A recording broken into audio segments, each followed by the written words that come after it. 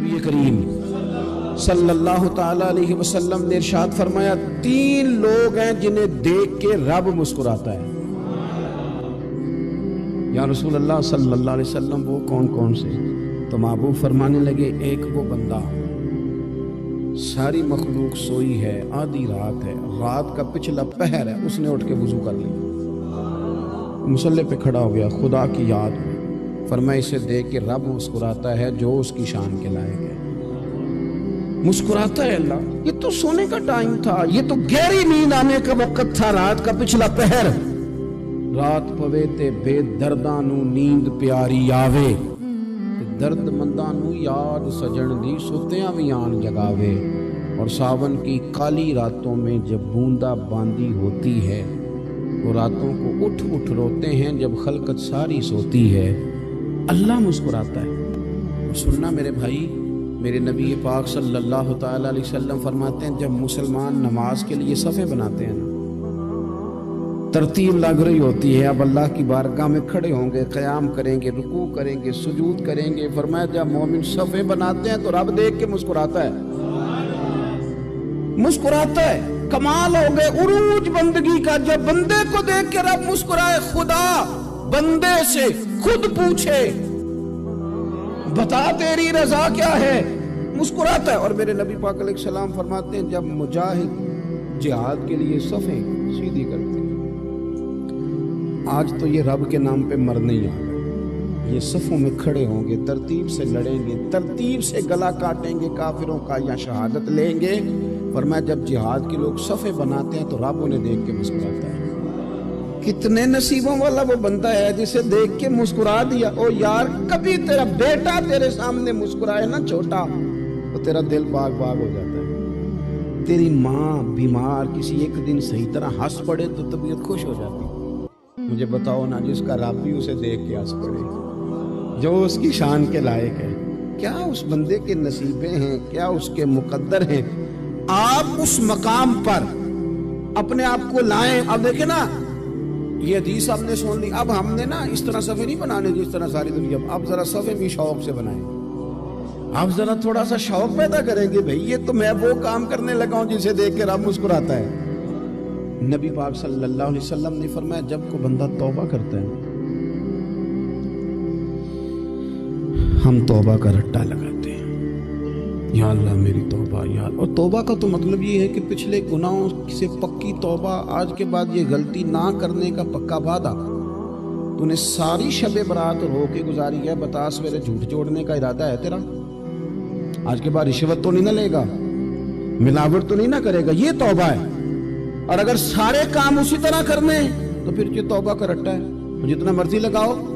حضرت علی بن ربیعہ رضی اللہ تعالیٰ عنہ فرماتے ہیں میں مولا علی کے ساتھ تھا، مقام حرہ کی طرف جا رہے تھے، حضرت علی نے ہاتھ اٹھا کے دعا مانگی ہماری تعلیم کے لیے، ورنہ حضرت علی ہم صحابہ کو محفوظ عن الخطا تو مانتے ہیں نا۔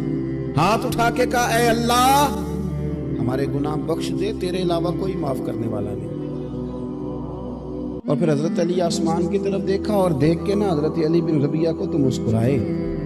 حضرت علی بن ربیعہ کہنے لگے حضور مسکرائے کیوں ہو؟ فرمانے لگے ایک دن میں حضور کے ساتھ اسی طرح آیا تھا، اسی طرح حضور نے دعا فرمائی تھی ہماری تعلیم کے لیے، اور پھر حضور مجھے دیکھ کے مسکرائے تھے اور فرمایا جب کوئی بندہ رب کی بارگاہ میں اس طرح استغفار کرتا ہے تو رب مسکراتا ہے، اور مسکرا کے فرماتا دیکھ لو میرے بندوں کو پتا ہے کہ میرے علاوہ معاف کرنے والا کوئی نہیں، انہیں پتا ہے، تم اس کی بارگاہ میں رجوع تو لاؤ، آؤ تو صحیح دو آنسو لے کر۔ اقبال کہتے ہیں کہ موتی سمجھ کے شان کریمی نے چن لیا، قطرے جو گرے میرے ار کے انفال کے، دو میں نے آنسو بہائے تھے تو اس کے کرم نے تو موتی سمجھ کے چن لی۔ سنو نا حضور اس استغفار کو اللہ کو یار رات کو توبہ کر کے سونا چاہیے ہمیں۔ کچھ غلطیاں ہم کرنا نہیں چاہتے پر ہم سے ہو جاتی ہیں، کچھ دل ہم توڑنا نہیں چاہتے پر وہ ٹوٹ جاتے ہیں، ہماری مجبوری ہوتی ہے ٹوٹ جاتے ہیں۔ رات کو اس کی بارگاہ میں ہاتھ باندھ کے کشکول طلب دراز کر کے خوب استغفار پڑھنا چاہیے کہ مالک بندے ہیں نا کیا کریں، نفس کا ساتھ ہے، دنیا کا ساتھ ہے، خواہشات نفسانیہ، مالک معاف کر دے۔ درد سے توبہ، رسم نہ ہو، کہانی نہ ہو، لفظ نہ ہو، جملے نہ ہو، اور جناب ایسے لوگوں کے بیچ بڑے ہاتھ باندھ کے اور بڑا کوئی ضرورت نہیں، آپ اکیلے اپنی چارپائی پہ بستر کے اندر منہ دے کے بھی درد سے کہیں گے نا معاف کر دے تو وہ تو مہربانی بڑھائے۔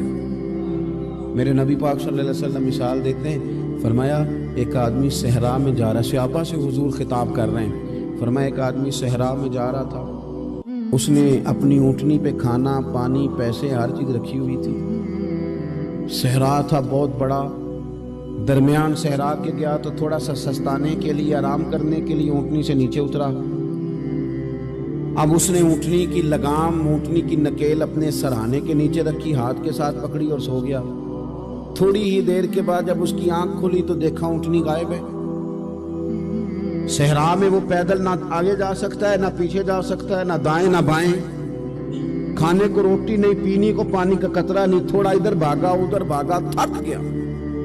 کریم محبوب فرماتے ہیں وہ پوری طرح نڈھال ہو گیا اور مایوس ہو گیا، معاذ اللہ، مایوس ہو کے دوبارہ اسی جگہ آ کے لیٹ گیا جہاں پہلے لیٹا تھا، انتظار کرنے لگا کہ اب موت ہی آئے گی، آخری وقت ہے، نہ میں پیدل یہ صحرا کراس کر سکتا ہوں، نہ پیچھے جا سکتا ہوں، نہ کھانا ہے نہ پانی ہے، سوائے موت کے کوئی سہارا نہیں۔ حضور فرماتے ہیں وہ رستے میں دوبارہ لیٹ گیا، اچانک اس نے رخ بدلا تو اونٹنی سامنے کھڑی تھی۔ حضور نے صحابہ سے پوچھا بتاؤ نا اسے بھلا کتنی کو خوشی ہوگی؟ یا رسول اللہ جسے نئی زندگی مل گئی ہے۔ آپ دیکھیں نا سارے ڈاکٹروں نے کہہ دیا کہ اس کے تو گردے معدہ جگر ہر چیز ختم ہے، گھر لے جاؤ خدمت کرو، ہر طرف پریشانی ہے، وہ بندہ بھی سمجھ گیا ہے کہ آخری وقت آ گیا، کل جاؤں پرسوں جاؤں، تیاری ہو گئی، سب لوگ آ گئے، باہر والے بھی آ گئے، یہ ماحول ایک عجیب رنگ اختیار کر گیا۔ اچانک ایک ڈاکٹر نے آ کے کہا نہیں غلطی لگ گئی تھی، مجھے بتائیے انداز کیا ہوتا ہے؟ بغیر دوائی کے بندہ اٹھ کے کھڑا نہیں ہو جاتا، او میں تو بچ گیا ہوں۔ نبی پاک صلی اللہ علیہ وسلم فرمانے لگے اس کی اونٹنی مل گئی، بتاؤ بھلا اسے کتنی خوشی ہوگی؟ یا رسول اللہ وہ تو دوبارہ دنیا میں آ گیا۔ حضور فرمانے لگے اسے کچھ بھی خوشی نہیں ہوئی۔ جب کوئی رب کا گناہگار بندہ آ کے توبہ کرتا ہے، رب کو اس سے کئی گنا زیادہ خوشی ہوتی ہے۔ میرا بندہ آ گیا، میرا بندہ آ گیا، میرے گھر آ گیا، اس نے آنسو بہائے ہیں، اس نے کہا اللہ میں تیرا ہی ہوں، تیرا ہی رزق کھاتا ہوں، تیری ہی زمین پہ رہتا ہوں، تیرے نام سے میری سانسیں چلتی ہیں۔ وہ آ گیا، فرمایا اس اونٹنی والے سے زیادہ رب کو خوشی ہوتی ہے جب گناہگار آ کے توبہ کرے۔ گناہگاروں کے آنسو اس کی بارگاہ میں بڑے مقبول ہیں، لیکن ہم رسم ادا کرتے ہیں، توبہ نہیں کرتے، ہم اپنے آپ کے ساتھ دھوکہ کرتے ہیں، جھوٹ بولتے ہیں۔ ہم بندہ کوئی ناراض ہو جائے تو ہمیں کو نہیں نیند آتی، اس کے گھر چلے جاتے ہیں۔ ہم اپنے سارے رشتوں کو تعلقات کو مینٹین کر کے رکھنے کے عادی ہیں، ہمیں پتہ ہے کہ وہاں میں نہیں جا سکا تو بیٹا بھیجتا ہوں، فلاں شادی پہ میں نہیں جا سکا تو بھتیجا بھیجتا ہوں، بھائی بھیجتا ہوں، ہر تعلق کا ہم نے خیال رکھا کوئی روٹھ نہ جائے۔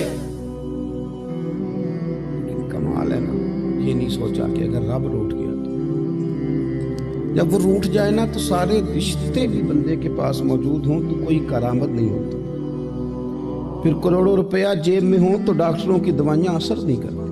وہ روٹھ جائے تو پھر انسان اس طرح سے پھسلتا ہے کہ بڑے بڑے اس کے پاس دروازے ہوتے ہیں پر کسی جگہ اس کا ہاتھ نہیں لگتا۔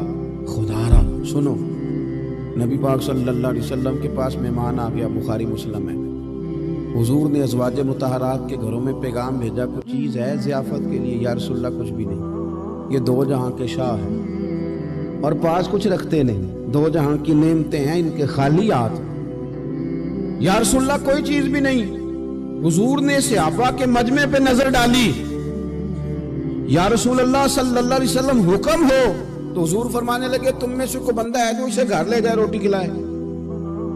ایک صحابی اٹھے فوراً، حضور میں لے کے جاتا ہوں کھانا کھلاتا ہوں۔ فرماتے ہیں میرے گھر میں صرف بچوں کا کھانا تھا، یہ نہیں کہ فریزر بھرا ہوا ہے نعمتوں سے، صرف بچوں کا کھانا، یہ نہیں کہ کسی کو دے کے اپنی ہنڈیا پہ برتن دے لیا، صرف بچوں کا کھانا۔ کہتے ہیں گھر گیا، بیوی سے کہا کیا کیفیت ہے؟ کہنے لگی بچوں کی روٹی ہے۔ میں نے کہا بچے سلا دے، صبح ناشتہ کر لیں گے۔ تو کہنے لگی آپ کیا کھائیں گے؟ تو میں نے کہا نہ میں کھاؤں گا نہ تو کھائے گی، مہمان جو نبی پاک کا ہے،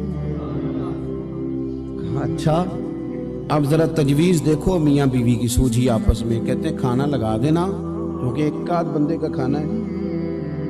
अपनी गुर्बतों का हर जगह इजहार करना, रोना रोना। ये देखो गुर्बत कैसे छुपाई जा रही है। उसको कहा नहीं कि चल तू थोड़ा रहम खा, तू आया है तू थोड़ा रहम खा, ये नहीं कहा उठ के ना तू खाना रखना और उठ के ना चिराग ठीक करने के बहाने बुझा देना। हम दुनिया वालों के सामने क्यों अपने दुख बयान करें? हम जो कहेंगे रब रसूल की बारगाह में कहेंगे। तू ना चिराग ठीक करने के बहाने, अहलिया उठी खाना देने के बाद चिराग ठीक करने के बहाने बुझा दिया। खामद भी हाथ चलाते रहे, बीवी कभी बर्तन रखती कभी उठाती, पता चले कि खाना खा रहे हैं, खाना खाया जा रहा है। कहते हैं मेहमान पेट भर के खाना खा गया। ये काम हुआ रात के अंधेरे में। उस वक्त हुआ जब चिराग भी बंद था, उस वक्त हुआ जब कोई देखने वाला नहीं था, किसी पड़ोसी को भी खबर नहीं थी। फरमाते हैं सुबह के उजाले में उस मेहमान को लेके मस्जिद नबी में मैंने कदम रखा तो नबी करीम ने फरमाया रात जो तुमने काम किया है ना उसे देख के मेरा रब बड़ा मुस्कुराया है, अल्लाह बड़ा मुस्कुराया है। अल्लाह तरदामनी पे शेख हमारी ना जाइए, हम दामन न छोड़ दें तो फरिश्ते वुजू करें। ये शान है सहाबा की। नबी करीम अलैहिस्सलाम ने फरमाया रब रात मुस्कुराया तेरा ये अंदाज देख के, और उसने कुरान नाजिल किया वयुसिरूना अला अनफुसिहिम वलौ काना बिहिम खसासा। कुछ लोग वो हैं जिन्हें बड़ी भी जरूरत हो तो दूसरों पर इसार कर दें।